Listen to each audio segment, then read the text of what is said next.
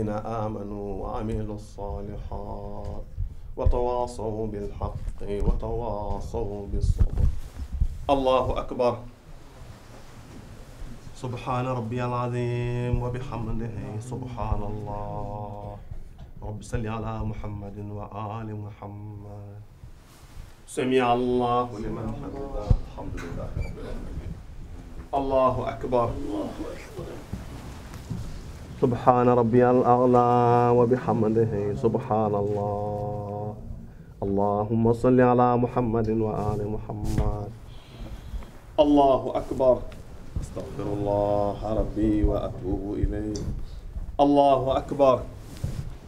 سبحان ربي الأعلى وبحمده سبحان الله. اللهم صل على محمد وآل محمد. الله أكبر. بحول الله وقوته أقوم وأقول. بسم الله الرحمن الرحيم. الحمد لله رب العالمين الرحمن الرحيم مالك يوم الدين. إياك نعبد وإياك نستعين. اهدنا الصراط المستقيم صراط الذين أنعمت عليهم غير المغضوب عليهم ولا الضالين. بسم الله الرحمن الرحيم. قل هو الله أحد الله الصمد لم يلد ولم يولد ولم يكن له كفوا أحد. وكذلك الله ربي. الله أكبر. اللهم صل على محمد وآل محمد.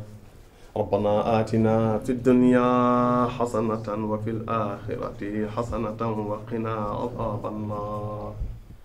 ربنا لا تزغ قلوبنا بعد إذ هديتنا وهب لنا من لدنك رحمة إنك أنت الوهاب برحمتك يا أرحم الراحمين.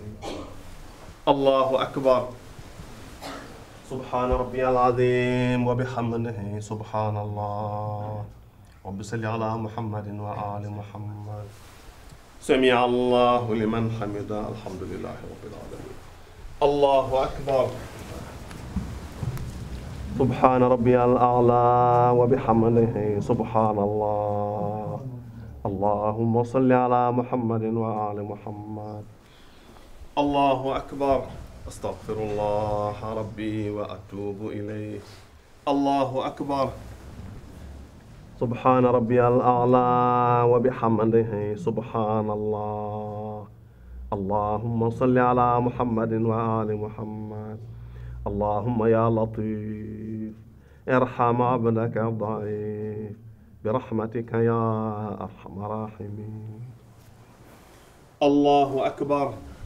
بسم الله الحمد لله وخير الأسماء الحسنى كلها لله.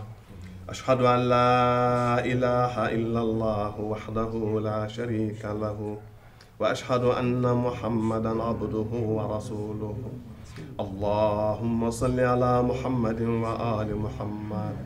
السلام عليك أيها النبي ورحمة الله وبركاته. السلام علينا وعلى عباد الله الصالحين.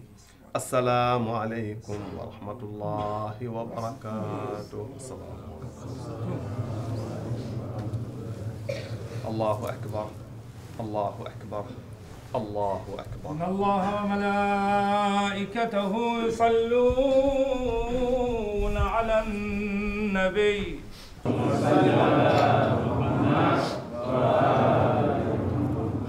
Lorsque Ibn Abbas s'est adressé au prophète en lui demandant au messager d'Allah, nous connaissons Allah, nous pouvons l'obéir. Parce que vous nous avez donné les indicateurs. Nous vous connaissons parce que c'est vous, le messager d'Allah, nous croyons en vous. Mais notre problème, c'est de pouvoir identifier ces détenteurs de la chose-là auxquels Allah nous demande d'obéir. Qui sont ces gens-là? Le prophète, dans sa réponse, lui dit que ce sont les détenteurs de ma connaissance. Ceux qui vont détenir ma connaissance, le secret de la prophétie. Ceux à qui je vais léguer l'autorité, ceux à qui je vais léguer le secret du Coran, ceux à qui je vais léguer le pouvoir et la connaissance d'interpréter le Coran, qui sont, et il les cite maintenant nommément. C'est Ali ibn Abi Talib, après lui c'est son fils aîné Hassan al-Mujtaba, Après Hassan, c'est son frère, donc le second fils d'Ali Hussein. Après sont les 9 descendants de l'imam Hussein qui vont eux aussi se succéder dans le temps et dans l'espace. J'ai essayé dans le discernement d'énumérer leurs noms. Et le dernier, c'est ce qui reste à Allah. C'est donc la pureté d'Allah qui reste. Donc le seul gouverneur aujourd'hui qui reste à Allah, c'est l'imam al-Mahdi al-Muntazar, qui est Qa'im Ali Muhammad, c'est-à-dire celui qui détient toute l'autorité de la prophétie, tout le secret de la prophétie, qui est investi par Allah subhanahu wa ta'ala comme étant son gouverneur, et qui est la preuve à partir de laquelle Allah va faire le jugement de toutes les créatures. وصل إلهنا دوما وسلم على المحمود ذي الحسب السمين. Nous avons l'habitude de regrouper les prières de Tisbar et de Takussan, les prières de Zuhur et de Asr, et de regrouper aussi les prières de Timis et Ghe, c'est-à-dire les prières de Maghrib et de Isha. Ceci conformément au Coran, ou dans la sourate Le Voyage nocturne, Allah subhanahu wa ta'ala nous dit qu'il faut établir l'office, c'est-à-dire qu'il faut faire la prière au déclin du soleil, à l'obscurité de la nuit et à l'aube. Ce qui fait que dans le Saint-Coran, il y a 3 temps pour 5 prières, et le prophète Mohammed sallallahu alayhi wa sallam, qui est la référence suprême, nous a expliqué que la prière de Zohor et la prière de Asr, c'est-à-dire la prière de Tisbar et de Takussan, ont la même heure. C'est l'heure qui va du déclin du soleil, c'est-à-dire du midi astronomique jusqu'au coucher du soleil. Et la prière de Zohor, Tisbar, vient après la prière de Takussan, mais on peut les regrouper. L'autre heure, c'est quand, après le coucher, 15 minutes après le coucher du soleil, quand l'obscurité de la nuit commence. En ce moment-là, c'est la prière de Maghrib ou Timis. Et tout juste après, dès qu'on finit la prière de Maghrib, il y a la prière de Isha ou bien Ghe. C'est pourquoi aussi on peut regrouper les prières de Timis et de Ghe, qui sont les 2 prières de la nuit. La prière de Tisbar et d'Akussan sont les 2 prières du jour. Et la prière maintenant de l'aube, c'est la prière de l'aube. Celle-là, on peut la regrouper avec aucune autre. Et le prophète Mohammed sallallahu alayhi wa sallam, à l'unanimité de tous les savants musulmans, regroupé les derniers instants de sa vie à Médine, les prières de Tisbar et Takussan et les prières de Timis et de Ghe. Et quand ses compagnons lui demandaient la raison, il leur disait tout simplement qu'il faut accepter les facilités que Dieu nous a accordées, qu'il arrivera un temps où, si on rend l'islam trop difficile, les gens auront des difficultés de la pratiquer ou bien ils vont même l'abandonner. أنا وأبي ووالدتي وشيخي ما الله بربي بالأموم. Quand nous exécutons les prières, que ce soit les prières obligatoires ou bien les prières surrogatoires, communément appelées nafila, à la 2e raka, après avoir fini la récitation de la Fatiha et de la sourate qui suit, nous levons nos mains au ciel devant le visage pour faire une invocation. C'est cette invocation-là qu'on appelle le khunut. Les autres musulmans le font, certains seulement à la prière du matin et d'autres seulement à la prière de witr, de Safar witr. Mais chez nous, donc les chiites, nous le faisons systématiquement dans toutes les prières, que ce soit des prières obligatoires ou bien des prières de nafila. C'est une forte recommandation du prophète Mohammed sallallahu alayhi wa sallam. Et c'est sa sunna, c'est sa pratique, c'est exactement ce qu'il faisait, selon ce qui a été rapporté par les membres infaillibles de sa famille, les Ahlul Bayt. Et l'importance de cette invocation, c'est que c'est dans la position de prière que l'homme est le plus proche de son Seigneur. كفاتكم آية القرآن مدحا بأنكم على خلق عظيم. Pour que la prosternation soit valable, il faut que le front soit posé sur la terre, ou bien quelque chose qui provient de la terre mais qui n'est pas comestible, qu'on ne peut pas manger, ou bien qu'on ne peut pas aussi utiliser pour faire des habits. Donc c'est quoi? C'est la terre, le sol, toutes les roches naturelles, les roches sédimentaires, métamorphiques, magmatiques et leurs dérivés, plus aussi tout ce qui se pousse à partir de la terre, donc tous les produits des arbres, de tout ce qui se pousse sur la terre, sauf maintenant tous les produits des plantes, sauf ce qu'on peut manger. ou bien ce qu'on peut utiliser pour faire des habits. C'est pourquoi nous ne faisons pas la prosternation directement sur les tapis de ce genre, ni sur les tapis en matière plastique, mais nous faisons la prosternation directement sur les nattes qui sont faites avec des feuilles d'arbres ou bien des écorces d'arbres. بآيات من القرآن تهدي وتردي كل شيطان رجيم. C'est dans le Coran où Dieu a parlé de la manière de faire les ablutions, précisément dans la sourate La Table servie au verset 6 où Dieu dit Ya ayyuhallazina amanu iza qumtum ila salat, ô vous qui croyez, si vous vous levez pour la prière, faghsilu wujuhakum wa aydiyakum ila al-marafiq. Lavez-vous le visage et les mains jusqu'au coude. Wamsa'u bi ru'usikum wa arjulakum illa ka'bayn. Essuyez-vous la tête et les pieds jusqu'au cou du pied. C'est pourquoi le prophète sallallahu alayhi wa sallam lui aussi a dit que dans les ablutions, il y a 2 lavages obligatoires et 2 essuyages obligatoires. Et les 2 lavages, c'est le lavage du visage et des bras. Et les 2 essuyages, c'est l'essuyage de la tête et des pieds. Donc c'est pourquoi nous, quand nous faisons les ablutions, nous les chiites, nous commençons par les préliminaires qui sont des sunnas, se laver les mains 3 fois, se rincer la bouche, laver le nez à l'intérieur, à l'extérieur. Puis nous prenons l'eau dans notre main droite et nous lavons le visage de la racine des cheveux jusque sous le menton. Puis nous répétons une 2e fois. La première fois, c'est une obligation. La 2e fois, c'est une sunna, mais chez nous, il n'y a pas de 3e fois parce que la 3e fois, c'est une bida et ça annule de facto les ablutions. Puis nous prenons l'eau dans notre main droite, nous la recueillons dans notre main droite et nous la versons dans la main gauche et nous commençons maintenant le lavage des bras à partir du coude. Donc, un peu après le coude, nous lavons jusqu'à l'extrémité des doigts.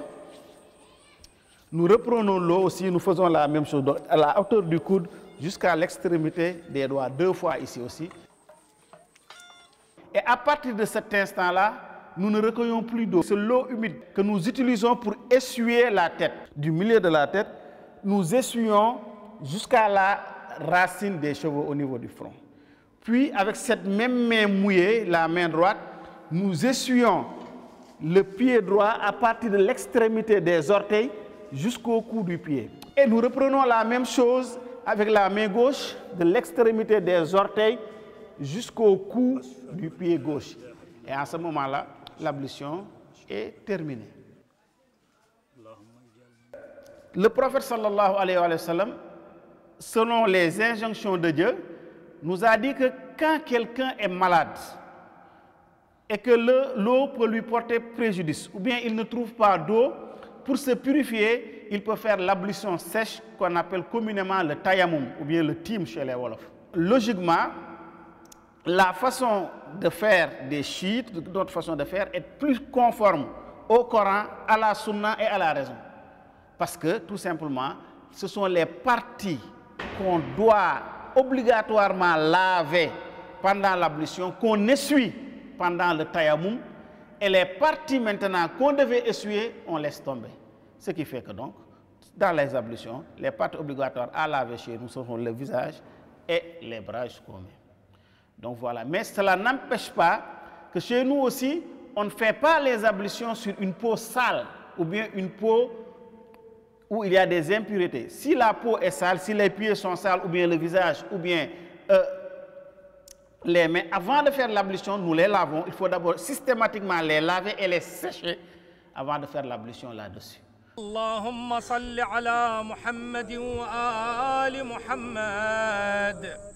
اللهم إني أسألك برحمتك التي وسعت كل شيء وبقوتك التي قهرت بها كل شيء وخضع لها كل شيء وذل لها كل شيء وبجبروتك التي غلبت بها كل شيء وبعزتك التي لا يقوم لها شيء وبعظمتك التي ملأت كل شيء وبسلطانك الذي على كل شيء وبوجهك الباقي بعد فناء كل شيء وبأسمائك التي ملأت أركان كل شيء وبعلمك الذي أحاط بكل شيء وبنور وجهك الذي أضاء له كل